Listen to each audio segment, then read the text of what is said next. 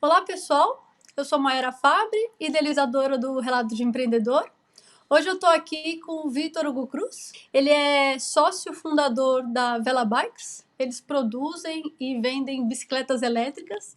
Na minha opinião, as bicicletas mais charmosas do Brasil. Vitor, muitíssimo obrigado por ter aceito o convite. Eu queria que você começasse contando um pouco da sua trajetória, de como que você entrou no ramo de bicicletas elétricas. Tá, legal. Bom, obrigado pelo convite também. A gente pode começar falando um pouco da história. Assim, é uma história assim um pouco longa. A gente já está aí quase há 8 anos, né, com esse projeto. Mas eu comecei, na verdade, no fim da faculdade, em 2012, no segundo semestre, assim, no fim da faculdade. Uhum. E eu comecei desenvolvendo uma bicicleta elétrica que ia ser uma ferramenta para eu ir para o meu. Na época eu trabalhava, participava de um programa de trainee Legal. e eu me formei em engenharia mecânica e continuei trabalhando nessa empresa e pensei em montar uma bicicleta elétrica na época para eu ir para o trabalho, né, principalmente. E o projeto eu achei que ia durar assim uns 6 meses, mas acabou virando quase 2 anos de desenvolvimento do primeiro protótipo, né? Na época, a bicicleta elétrica ainda era uma coisa muito nova no mercado e a gente não tinha muitas opções, a maioria eram modelos importados, principalmente da China, e eram bicicletas mais pesadas e o custo também era bem alto na época. Uhum. E eu comecei a acompanhar e participar de alguns fóruns de discussão e desenvolvimento de baterias de lítio, veículos elétricos, motores e bicicletas elétricas. E aí eu comecei a fazer essa primeira bike, né? E quando acabou assim sendo um projeto muito longo e algumas pessoas acabaram conhecendo e se envolvendo um pouco, né? Alguns amigos, familiares. E aí, na época, eu tinha um amigo que trabalhava na plataforma de financiamento coletivo do Catarse, Legal. e ele sugeriu de apresentar esse protótipo e ver o que as pessoas achavam, né? Uhum. E foi, assim, um pouco inesperado, mas foi muito legal, assim. A gente chamou umas amigas também que tinham uma produtora de vídeo, a gente gravou um vídeo, tirou as fotos e apresentou nessa plataforma. E acho que o mais legal é que a gente teve aí quase 80 pedidos, né, na época, e com um protótipo só, com uma Caramba. bike só. E acabou que a gente começou a sentir um pouco mais de responsabilidade, né? De agora a gente tem que entregar essas Uhum. 80 bicicletas. Inclusive, a gente teve parte desses primeiros apoiadores, na verdade, 4 pessoas, né, que se interessaram pelo projeto, acabaram se aproximando um pouco mais da equipe e eles, com o objetivo de aumentar a capacidade de produção, eles fizeram um investimento na empresa. Então, as primeiras os quatro sócios aí da empresa, eles vieram como clientes que apoiaram lá no financiamento coletivo. E depois disso a gente teve outras pessoas também que eram clientes, que são clientes até hoje, na verdade, e que se tornaram sócios da empresa. Quais foram as principais dificuldades que vocês tiveram? Então, na época, eu não tinha estrutura nenhuma, assim, a gente Uhum. fazia num quarto, num quartinho no apartamento, e, e assim, não tinha ferramentas, máquinas, e não tinha muita estrutura mesmo para fabricar, para montagem, né? Uhum. Então, tudo aconteceu de maneira muito, muito lenta, muito engessada, assim, muito dependia de muitas pessoas, que não tinha nada interno, né? Então, algumas coisas, principalmente componentes, a gente dependia de outras pessoas, algumas coisas a gente importava, a gente ainda importa, né, alguns componentes.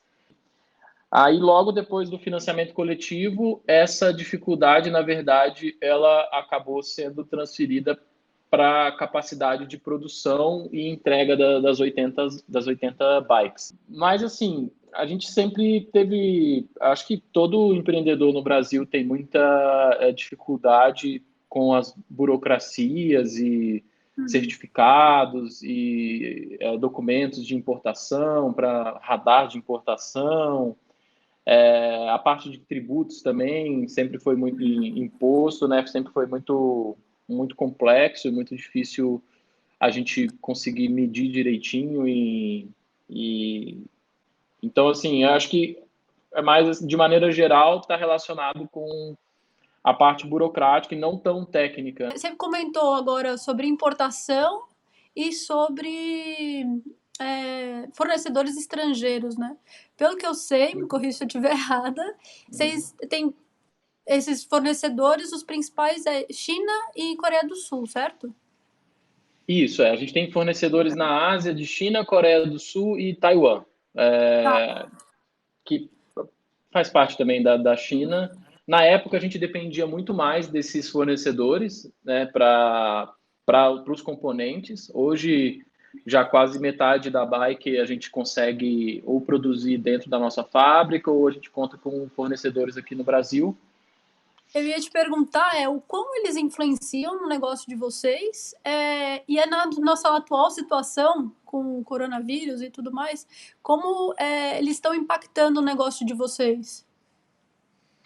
Então, de maneira geral, a dependência de fornecedores externos, a gente não acha que é um ponto positivo, sabe? A gente faz mais porque a gente não tem opções para alguns componentes mais de tecnologia mais avançada, como baterias e componentes eletrônicos. A gente não tem opções aqui no Brasil.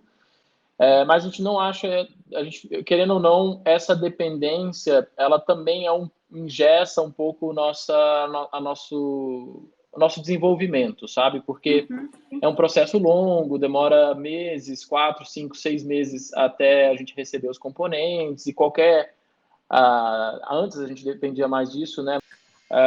E com relação ao cenário atual, para a gente foi bem difícil, principalmente porque a gente teve um impasse aí as coisas aconteceram primeiro lá, e aí os componentes que a gente estava dependendo de importação, eles não estavam sendo fabricados, as fábricas estavam fechadas, né, desde do fim de janeiro. Sim. E logo que as fábricas lá retomaram as atividades, essa paralisação veio para onde a gente está, né? Para o Brasil. Sim. E isso acabou, assim, quase dobrando aí o período de pausa, porque a gente estava sem estoque, e agora que a gente tem o estoque, a gente não consegue ter uma produção tão significativa. Vitor, como que você acha que vai ser o futuro, né, o crescimento do mercado de bikes elétricas no país, no Brasil ou fora também? Né?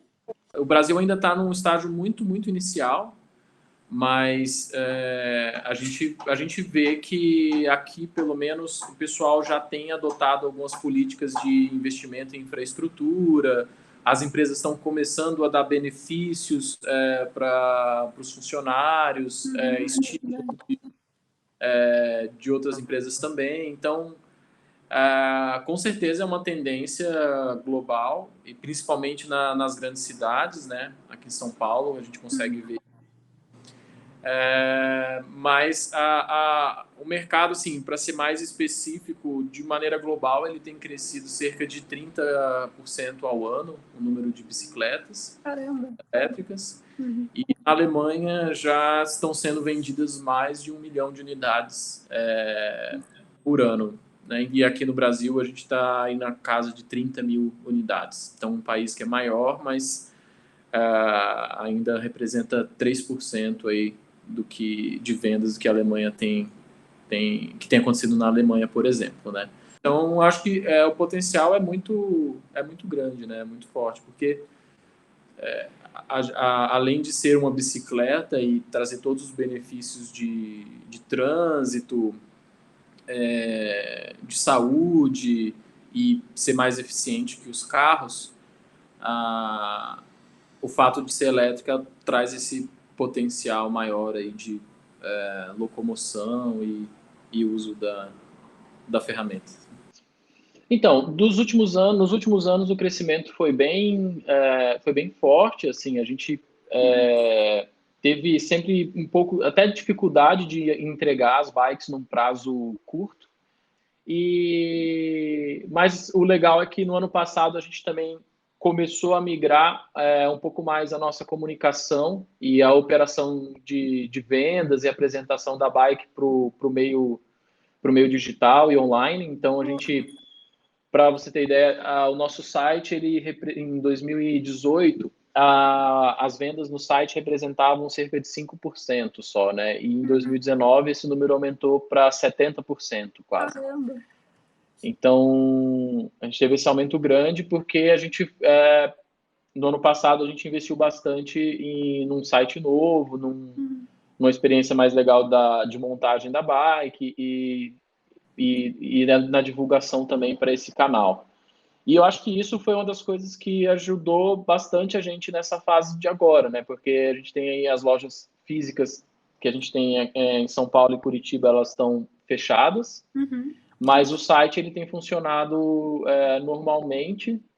E, lógico, a gente teve, sim, uma redução no número de pedidos aí nos últimos 3 meses, mas ainda assim a gente está seguindo com a operação online. Então, a venda de acessórios tem aumentado bastante. Ah, legal. E a gente também está abrindo modelos de pré-venda, né? Então, a pessoa ela compra agora, mas ela recebe daqui a 2 meses quando a situação voltar ao normal. Então, isso viabilizou. Uma coisa que a gente não conseguia fazer só na loja física, né? Tem algum mercado para você que seja como referência? Por exemplo, eu vejo que Holanda, Dinamarca, eles têm uma puta estrutura, né, para mobilidade através da bicicleta, né? Não sei, aqui na Holanda é como se fosse um dos principais meios de transporte. Tem algum mercado referência para você? Nos últimos anos, o pessoal tem investido bastante em infraestrutura cicloviária, mas, assim, de referência, com certeza, do ponto de vista de mobilidade pela bicicleta, a Holanda é um dos principais, né? A Holanda, Dinamarca, a Alemanha bastante também, na parte de bicicletas elétricas, é uma coisa que lá o pessoal tem adotado bastante, né? Acho que é o principal país aí que está adotando bicicleta elétrica, a Alemanha. Mas a gente também tem referências dos países um pouco mais para o sul, no caso da França, Itália e Portugal. E me fala, para fechar aqui, para a gente encerrar, dá uma dica para quem está assistindo esse vídeo que quer empreender ou que já empreende, mas está tendo uma dificuldade. Dá uma dica como empreendedor aí. Olha, para a situação especificamente de agora, eu acho que o empreendedor, pelo menos é o que a gente tem sentido assim, mais necessidade, é da gente estar se adaptando rapidamente às condições externas e às situações que estão fora do nosso controle, sabe? Então, seja no desenvolvimento de um produto um pouco mais de acordo com o mercado, né?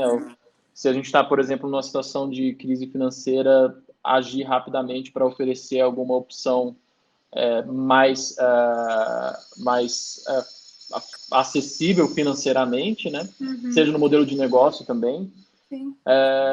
Mas eu acho que não se limitar ao arroz com feijão que a empresa já faz há alguns anos, né?